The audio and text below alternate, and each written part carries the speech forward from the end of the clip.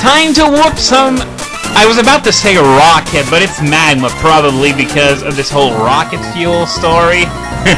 I came this close to completely embarrassing myself again. And yeah, consider this an apology for not managing to get part 95 up along with the other two because I had a few problems with it, but I managed to salvage everything, so I'm going to put this video up along with part 95 as an apology for making you wait. So as I mentioned near the end of part 95, I still have something left to cover about the marathon. My favorite bit, none other than the peach shirt.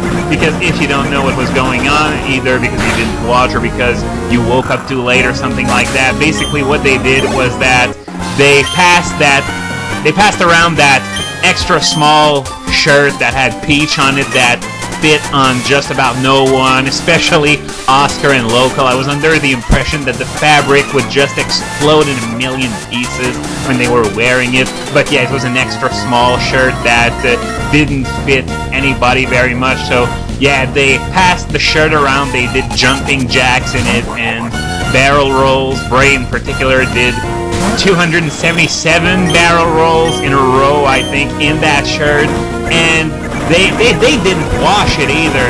At the end, it wasn't just a sweaty shirt. It was a blob of sweat with a shirt lost somewhere in there, and I'm barely kidding either. I'm in Quebec and they're in Texas, and I could practically smell the shirt. Thank God smell-o-vision hasn't been invented yet, else I would probably be in the hospital right about now. But the funniest part is that they auctioned that shirt off, and I don't remember the amount for which it was sold, but it was probably, I think, in the hundreds, unless I'm mixing it up with one of the posters. But yeah, I think they actually sold that shirt for quite a bit of money, even though it was the most smelly shirt in the history of mankind. No amount of washing will be able to salvage that shirt, I guarantee you that. And even though it's an extra small shirt, it's probably all stretched out from all the hours. Maybe not hours, but still, Oscar and Local put it on for a while, and as I said, the fabric is probably really stretched because of how much use it had gotten during the marathon. Oh, and we got the mandatory stare-guarding Magma, who's gonna move over if I beat him in a Pokemon battle, despite the fact that, you know, he could just try to keep blocking the stairs even after he lost, and I couldn't get past him anyway. So, seriously, why does he move over? That's what I want to know.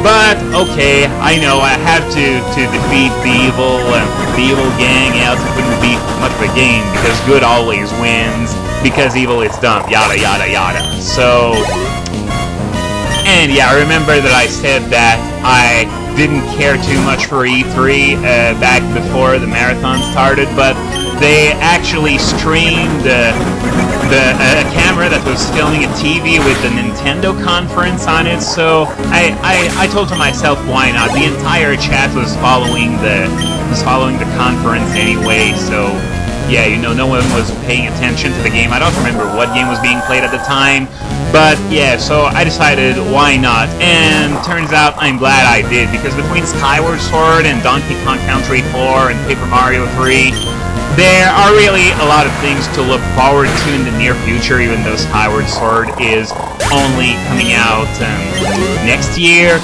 And yeah, they also said there would be remakes of Ocarina of Time and Star Fox 64 on the 3DS, but I don't really care for these because, well, Star Fox, I don't really care about that series to begin with, and Ocarina of Time, well, I already have it on the GameCube, and portability isn't really a major selling point for me. Oh yeah, and now I'm facing 3 grunts at once. It's a bit like the Kimono Girls in Hard Gold and Soul Silver, where you can't change your lead between each battle, except those guys are way, way easier than the Kimono Girls in Hard Gold and Soul Silver, I can assure you of that.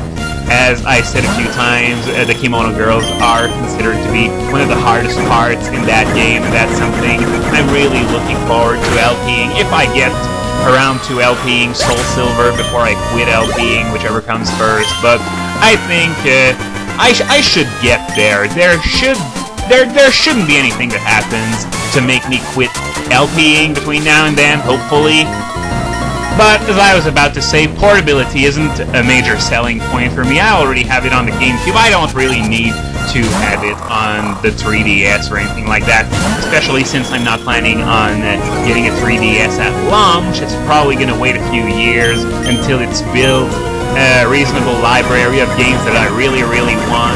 Like I did with the DS, I bought a DS mostly for the purpose of being able to play Generation 4 games, and buying a 3DS is going to be mandatory at some point if I want to play Generation 6. So, yeah, a 3DS it's not going to be for now, which is a shame because that means I'm going to be passing up on Paper Mario 3 for a while, and that one isn't going to be on any home console. But, as I was saying, the chat was really following the press conferences, and Microsoft went first, and the chat was just, what the hell is going on the whole time? Like, people were actually comparing it to Sony 2006, except without the funny. If you remember, Sony 2006 was the one that had the whole giant enemy crab thing, $599 US, Ridge Racer! Yeah, this one spawned so many memes it wasn't even funny. Except, that one was so bad it was good, but Microsoft, according to many people, was so bad it was just plain horrible. And Microsoft probably knew it too because they felt the need to bribe everyone in attendance with free 360 Slims. Oh, and of course they can't believe they lost because they were 3 and I was 1, except between the 3 of them they had 3 level 32s, and I had one level 50, and that was more than enough to slaughter all of them because an 18 level advantage means lots and lots of one-hit KOs, especially, on Pokemon with the attack that's not really stellar, such as Skarmory. And Skarmory didn't even need to have its massive defenses kick in because they didn't even get a hit on me. They sucked that much. So now I'm going to head back to heal because there's going to be a major boss fight coming up soon. It's the double battle, me and Steven versus Maxie and Tabitha. It's become sort of a tradition ever since Emerald to have those double battles. Those really important double battles in games. We got, in Diamond, Pearl, and Platinum, you have you and Barry against Mars and Jupiter. You have in Hard Gold and Soul Silver, you and Silver against Claire and Lance, and now, this is the one that started it all, and it's Emerald only. This whole Space Center deal, I remind you, wasn't here in Ruby and Sapphire, it was only here in Emerald, so the Space Center in Ruby and Sapphire served no purpose whatsoever. So now we are soon about to learn what they want the rocket fuel for, except I already told it to you a few times. They simply want to drop the whole thing into the crater of Mount Chimney, have the volcano explode to try and expand the landmass, and once again fail miserably because, you know, there's no sea near Mount Chimney. It's not like the you know what? This Icelandic volcano no one can pronounce the name of. Yeah, with Groudon gone, they have no need for that mountain anymore, except for the fact that it's no reason to destroy the entire place. And, of course, oh yeah, Steven can't believe it, so since he can't handle them alone, some true champion he is, he's gonna ask for my help, and we're going to be having an epic battle in the next video, you guessed it.